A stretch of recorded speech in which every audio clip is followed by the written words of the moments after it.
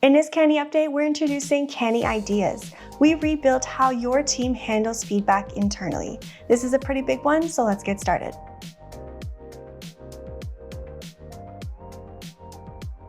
Planning large initiatives in Canny used to be tricky. A customer might request reporting, but that single request refers to many smaller features. Until now, there was no structured way to connect those pieces together. Canny Ideas solves this with a parent-child hierarchy. Your team groups, prioritizes, and acts on feedback internally.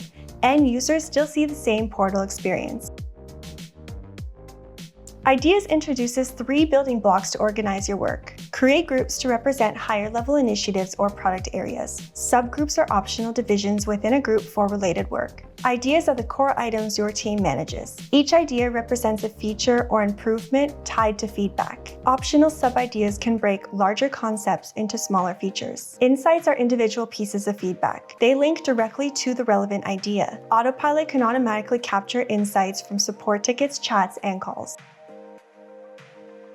Every idea is accessible internally. This is where your team works. Add insights, update fields, and manage priorities. All of this stays private. Optionally, ideas can also be accessed externally. This is what customers see in your portal. Here you control what information is seen publicly. Ideas can be created internally, and then you can decide later if you want it to be visible in your portal. This keeps your planning flexible.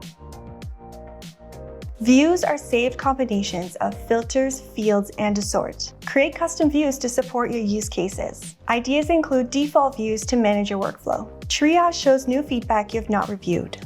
Backlog holds ideas you have reviewed but have not prioritized. Roadmap displays ideas actively being worked on. Internal statuses stay separate from public statuses. Track progress internally without revealing it to customers. Understanding trends across hundreds of ideas takes time. Themes does this work for you automatically. Create themes with detailed descriptions. Include examples of what each theme covers. Autopilot assigns themes to new ideas as they arrive. It also detects themes automatically across existing feedback. Head to the Reporting tab to view theme trends.